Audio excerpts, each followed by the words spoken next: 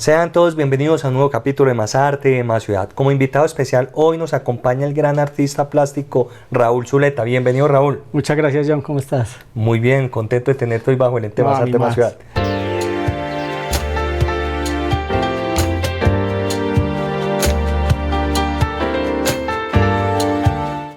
Raúl, ¿nacido dónde? Aquí en Guarne. Qué bien. ¿Profesión? Yo estudié Artes Plásticas en la Universidad Nacional, posteriormente hice la maestría en Historia del Arte en la Universidad de Antioquia y actualmente soy docente allá en la facultad. Qué bien. ¿En la plástica? Sí, por supuesto. Súper. Ahorita hablamos como docente, vamos a esa parte de artista y aparte de eso, profesionalmente como ilustrador del Espectador.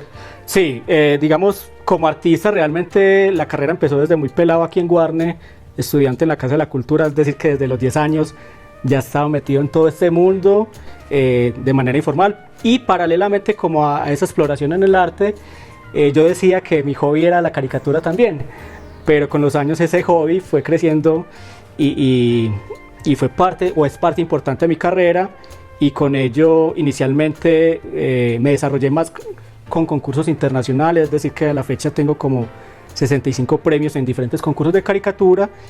Y yo hice fue como la inversa, como primero darme a conocer internacionalmente y ya hace 2 años ingresé al periódico El Espectador. En esos premios internacionalmente 5 que hoy valga la alegría mencionar. Bueno, de esos 5 concursos más importantes, uno de ellos es el World Press Cartoon, que dentro del gremio de la caricatura es quizás los premios Oscar. Y en esa ocasión premiaban cuáles eran los mejores 9 caricaturistas del mundo.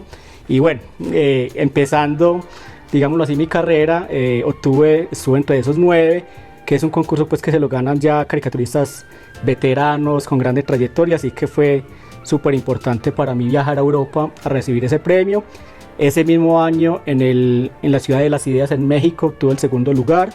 Quizás también un premio que para mí también hizo un punto de quiebre en mi carrera fue el Premio Nacional de Periodismo hace 2 años, con el cual fue una caricatura que me permitió ingresar al Espectador.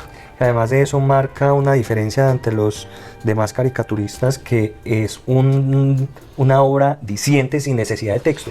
Bueno, mi caricatura, como desde el comienzo fue para concursos internacionales, yo nunca utilizaba texto justamente para que el idioma no fuera impedimento y eso me permitió que mi caricatura se desarrollara de una manera más conceptual.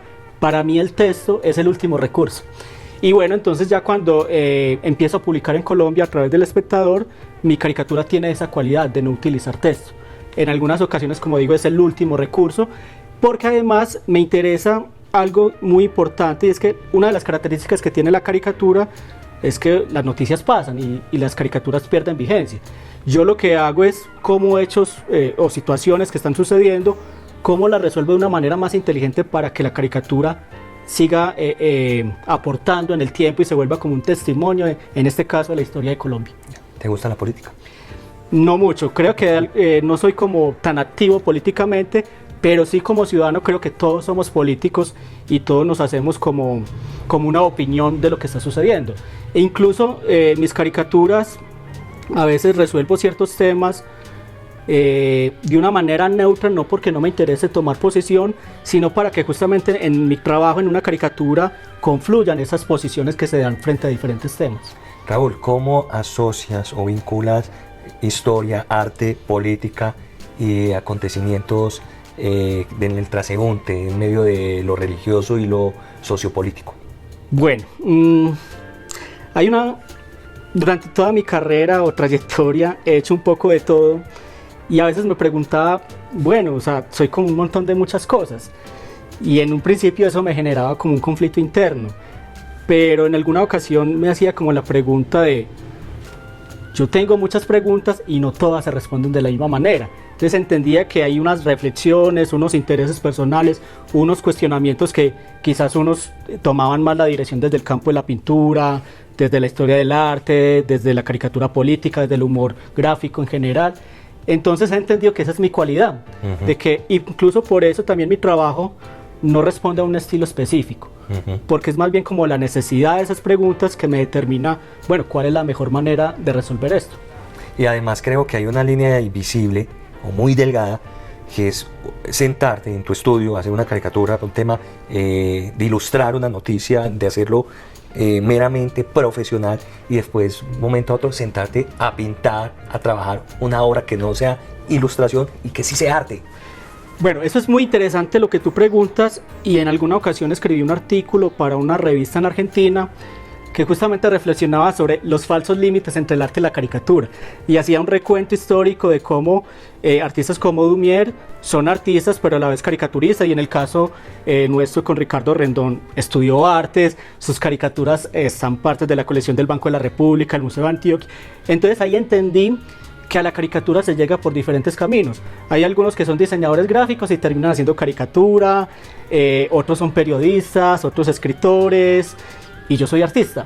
Entonces para mí la caricatura es una extensión más del arte, y por eso a mí me interesa que haya un equilibrio entre la idea conceptual de lo que quiero desarrollar, pero también la parte gráfica. Incluso como anécdota, a veces las ideas me surgen muy rápido, pero me demoro más tiempo en jugar con la composición. O sea, soy súper estricto de ensayar, bueno, cómo funciona más, a qué le doy color, a qué no, porque para mí, aunque sea una caricatura política, es una pieza de arte. Total.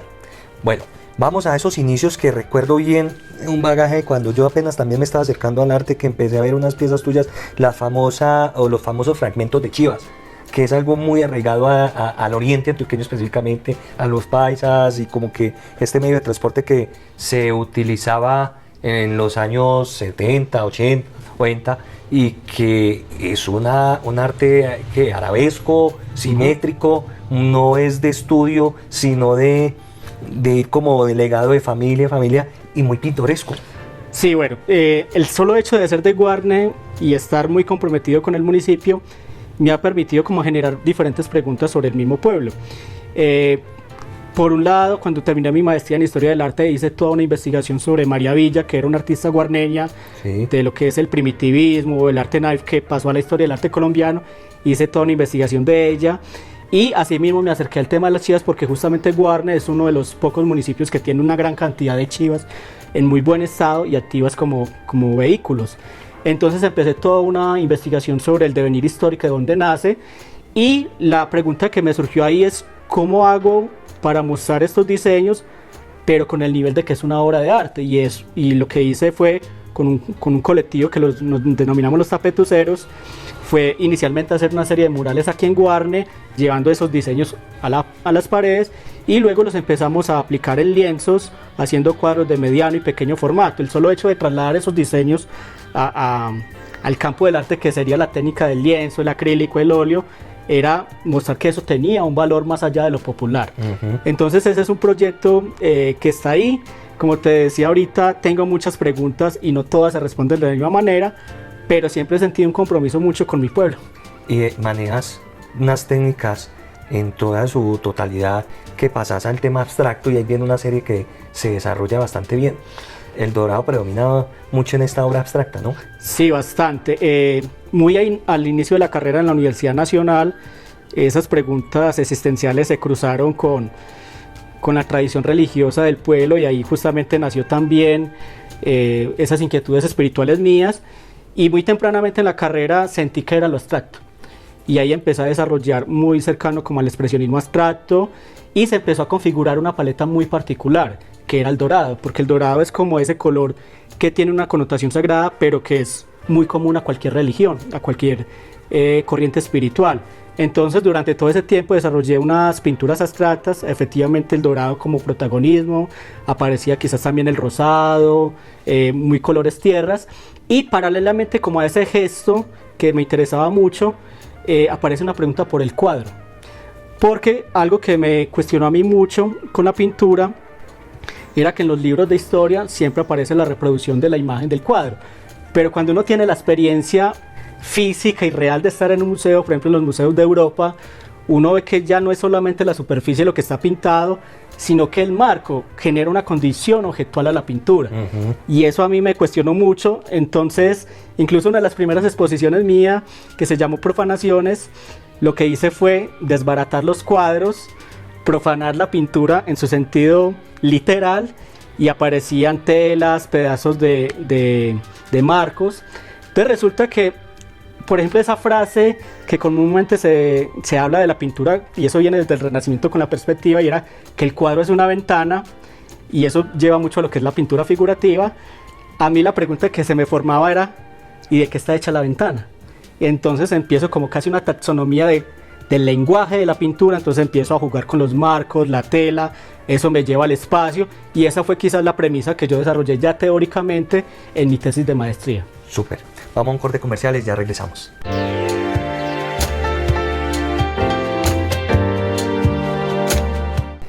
Estamos de vuelta con el artista plástico Raúl Zuleta, y hoy estoy viendo ventajas enormes de lo que es estudiar historia del arte, porque gracias a ello también se puede mostrar o manifestar a través de tu trabajo una historia, algo que se va marcando, y hoy estás haciendo un trabajo que seguramente causará eco en la posteridad, y tocar todos esos ámbitos, origen, de dónde venimos, y hablamos de la chiva. Empezamos desde ese punto, luego entramos a ese plano espiritual de querer resolver y definir una creencia, y empieza a manifestarse a través de la obra abstracta, ver la importancia de los marcos, que para mí lo he tenido claro como el traje de gala de una obra. Sin embargo, me muestras otro punto de vista, como la importancia, la reverencia que da más allá de la obra, ¿cierto? Y de aquí saltamos a una obra actual que se está notando la fuerza y resume todo tu profesionalismo, todos tus años de disciplina, de búsqueda de trabajo, que es la caricatura, ya no como ilustración, sino como obra. Sí, esa ironización que yo hago con la caricatura sobre el arte mismo partió inicialmente con una beca que me gané del Instituto de Cultura, que era un proyecto de hacer 40 caricaturas basadas en obras famosas del arte. Entonces había citas a obras del arte clásico, arte moderno y arte contemporáneo. Ese proyecto me gustó, creo que se movieron cosas interesantes. Quedó ahí como estancado. En ese periodo se empezó a consolidar más mi carrera como caricaturista ya a nivel internacional. Viajé bastante. Y hace 2 años volví como a retomar ese proyecto, volví incluso a repetir algunas de esas caricaturas, desarrollé otras nuevas, pero ya más enfocado en arte contemporáneo, pues haciendo citas de obras de arte contemporáneo. Y con este proyecto fui seleccionado en la Feria del Millón en Bogotá.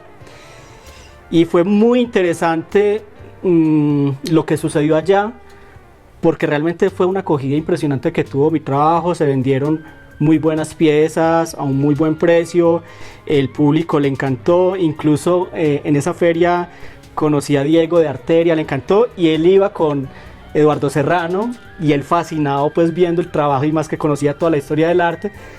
Pero también algo muy curioso que sucedió en la feria fue gente que no conocía de arte y se enganchaba con la caricatura. Entonces ahí entendí el poder que tenía mi trabajo, pero también la diferencia que generaba con el resto de la feria. Entonces ahí se instaló, digámoslo, como esa pregunta, y ya lo que fue, empecé como a explorar. Entonces ahí ya empecé a producir más piezas, empecé a jugar con el formato, y ya en estos 2 últimos años fui creciendo más el formato. Empecé a hacer como también una lectura de muchos artistas a nivel local y a nivel internacional, que empezaban con esta estrategia del apropiacionismo, que es muy del arte contemporáneo ahora.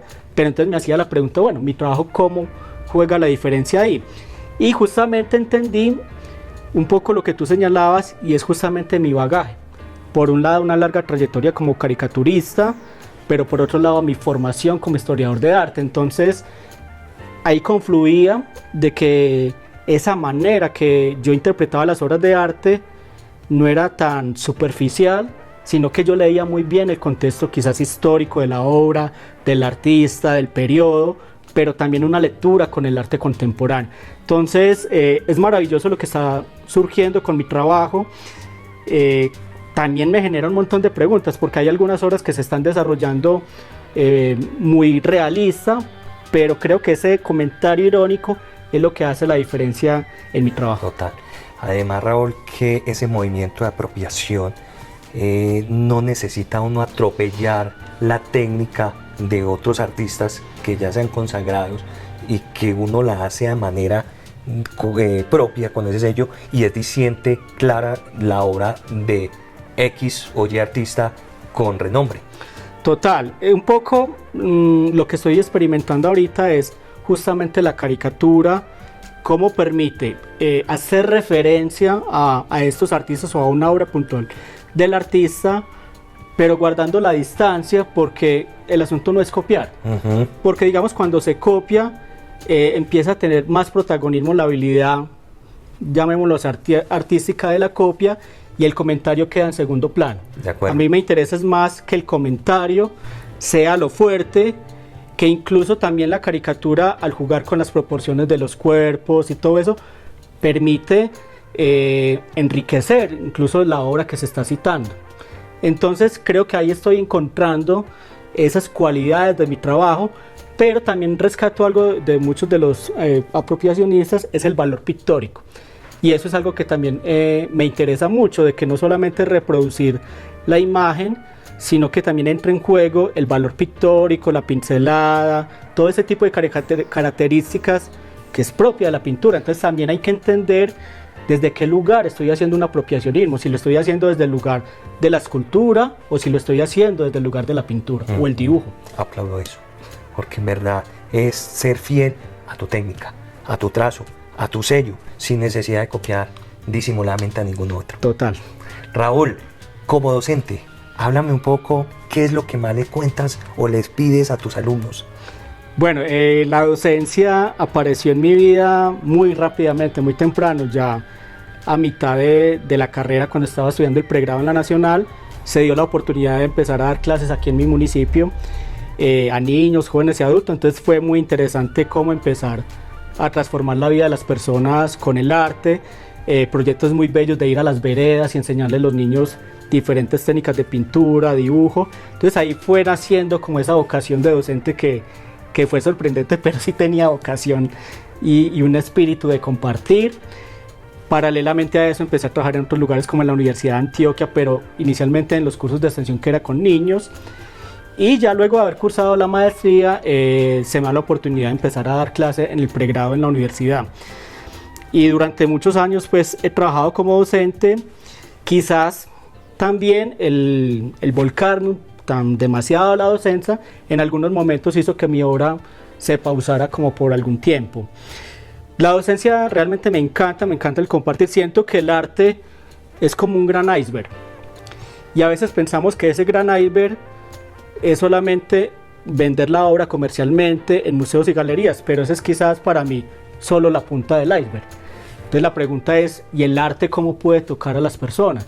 Entonces esa era un poco mi tarea, de enseñarle a adultos, que era muy bello, gente que siempre quiso pintar, pero se casaron, tuvieron que trabajar, y cómo quizás al final de su vida pueden rehacer ese sueño. Entonces fue muy bonito como toda esa experiencia en Guarne. Ya el año pasado ya cerré ese ciclo porque sentí que ya era la necesidad, y ahorita solamente estoy siendo profesor en la Universidad de Antioquia, enseñándole arte a muchachos que se están tanto en la licenciatura como en maestro en arte, y ahí funciona completamente diferente. Deja también muchas preguntas sobre el rol de los artistas ahora.